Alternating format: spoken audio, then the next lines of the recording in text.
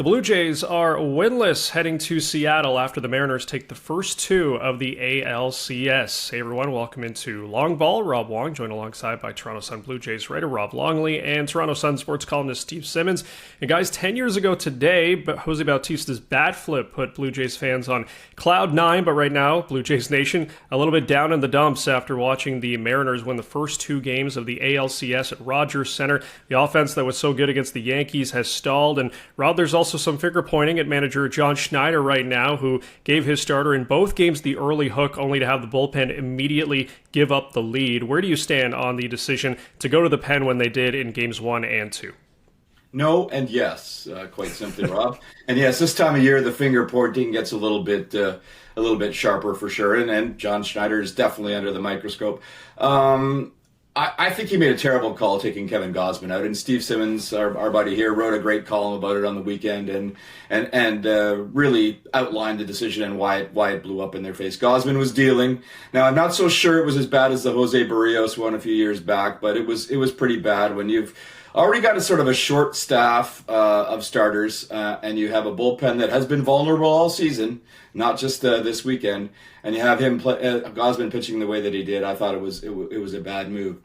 Now, game 2, I don't have a problem with him taking Trey Yesavage out because he clearly wasn't anywhere nearly as good as he had been in his brilliant start to his career. Most notably, the velocity of his pitches was off, and something that he admitted afterwards. And I think he was a little bit rattled by that. I think he could see that Yesavage didn't necessarily come unglued, but he wasn't as confident as he had been in his earlier starts, and I think it was probably time to get him out. Of course, bad luck on Schneider's part because it blew up in his face right away. The Mariners once again seized upon the Blue Jays bullpen, which has been the ongoing storyline of this season, and turned that game into a blowout. So one good decision, one pretty bad decision, in my opinion. I'm interested to hear what Steve says. Well, I'd go exactly the same way. And for some reason, I'm not sure why, as dependable a pitcher as Kevin Gausman is, and as much as John Schneider and Kevin Gausman have this great rapport, this is not the first time this has happened. This happened in the playoffs, actually, a few years ago, when they pulled him too soon, I thought, at that time. And if I'm not mistaken, it was Meza who came in and then gave up the home run. And, Gausman got charged with all the earned runs the one thing I hate about baseball is when somebody else gives up the runs and you get stuck with the numbers on your stats. But I thought they could have gone longer with Gausman. I thought they should have walked Raleigh in game 1. But sure. I thought Yesavage didn't have it yesterday. And it's funny, no. Maybe because we saw him at his absolute best. It's a little bit like we saw with the Yankees pitcher. He was exceptional against the Red Sox, and he looked like, oh my, how are you ever going to get a hit off him? And then the next game, the Jays got to him. And it's the same thing with Yesavage. No one had gotten to Yesavage yet. This is the first time. And so he gave up the home run in the first inning. He's down 3-0 right away. And you could see that sort of cockiness that he pitches with wasn't there. And so he had to come out. Yeah, Steve and I aren't necessarily doom and gloomers, but before the game, we both looked at each other and said, hopefully for the Jays it isn't today, but one of these days somebody's going to hit this kid a little bit. And sure enough, it happened. It's too bad on him. It was in an opportune time, but it was eventually somebody was going to get to him. We can sit here and look at the decisions John Schneider makes and pitching wise, and game 1 I thought really important. It's a 3-1 game. One decision one way or the other that can change the way the game went. In game 2, he could have been every manager that's ever been in Major League Baseball, and it wouldn't have mattered. I mean, they were just pounded by the Mariners, and right. Not only they were pounded and couldn't hit. It's a really bad combination. What they've done in both game 1 and game 2, from inning 3 to inning 9, that's 7 innings in each game. They have 0 runs in 14 innings and 1 hit. 1 hit. That's crazy. I don't care who you are. You're not winning.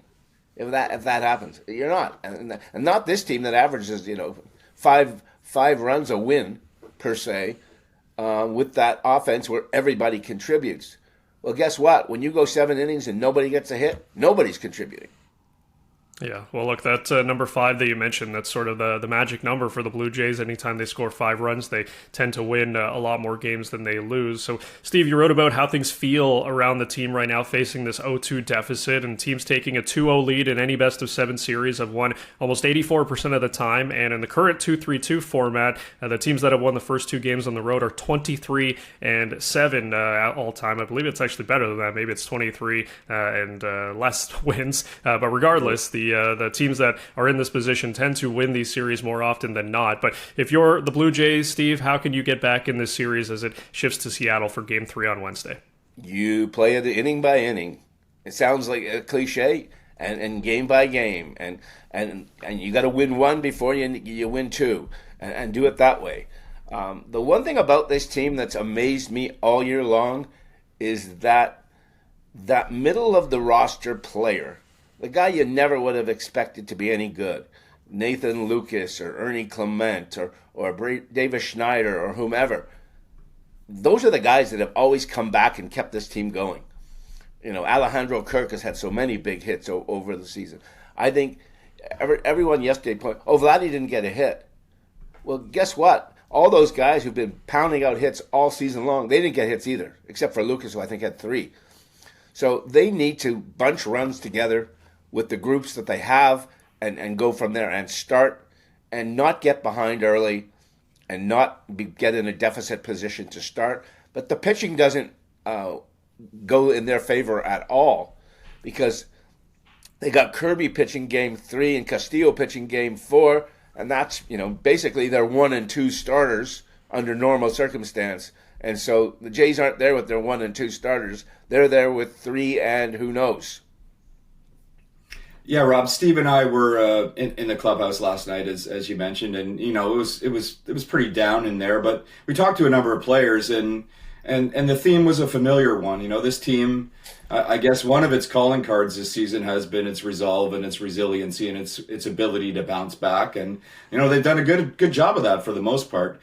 But a couple of things play against that. The Mariners are a hot team playing really, really good baseball right now. The Blue Jays built their 94-win record with the best home record in all of the American League, and they have less than 500 record on the road, so that doesn't bode well for them either. But as Steve says, they're going to have to find some way to generate some offense against a pretty good pitching team, and it's going to be a hostile environment in there. And I wonder if maybe sometimes we put too much stock in this, but it seems to me that the Mariners have a good plan to attack the Blue Jays hitters. The pitching staff certainly did that in games 1 and 2, as we saw, and as Steve noted, with the lack of hits late in ball games. So somehow they're going to have to just completely wash what happened on the weekend, and it starts in it's all cliches now. It's inning by inning. It starts in Game 3, but they've got to find a way to win one of them early, or else it's going to be. We've seen the last of baseball at the Rogers Center for 2025. From trade deadline to today, the Seattle Mariners have had a better record than the Blue Jays. So it's no fluke that this team is doing what they're doing, and even though they had extra innings and 5 games with Detroit to get there, this is a good ball club. And you look at the roster, and there's 4 or 5 really, really good hitters in the middle of that lineup. But that said, big picture, the Jays have to win 4 or 5. Yeah, crazy. There's not often in baseball, or any sport for that matter, that you can beat the same team 4 or 5. That's a tough thing to do. And so, let's go and let's play tomorrow night and see what happens, and hope that maybe Bieber can keep them in there. And if not, playoffs are going to end quickly for the Blue Jays. Yeah, like Rob, Steve and I were talking about this yesterday. It's not like hockey or basketball where a 7-game series drags on for 2 weeks. This one feels like it could be over in the snap of a finger. That's how baseball is when you play every night, other than the travel day, and 3 games scheduled for 3 consecutive nights in Seattle. It could come to an end in a hurry. I mean, the Jays have to get on it in Game 3, 100%. I was talking the other day to former Blue Jays manager John Gibbons, and I told him Toronto has never been as excited as it is right now, and how people have been. This is before the series started. All excited, thinking about going to the World Series and what's going on, and the city is like electric. And he said, of course it is. Hockey season just started. That's Gibby. Exactly. That's Gibby for you. And look, I referenced the 2015 ALDS there, and the Blue Jays lost the first 2 games, and then they ended up winning the next 3, and that capped it off with the Jose Bautista bat flip. So they have done it at least one point, winning 3 games in a row in the playoff series. But it's going to be tough this time. And just a quick correction, in the 2-3-2 format, teams are 24-3 all time that the Mariners find themselves in. So there is still a chance. It's not like it's never been done before, but it's a tough road to climb for this Toronto Blue Jays team. We'll see if they can get it started on Wednesday night. As always, leave your thoughts in the comment section below. For Rob Longley and Steve Simmons, I'm Rob Wong. Thanks for watching, and we'll talk to you next time.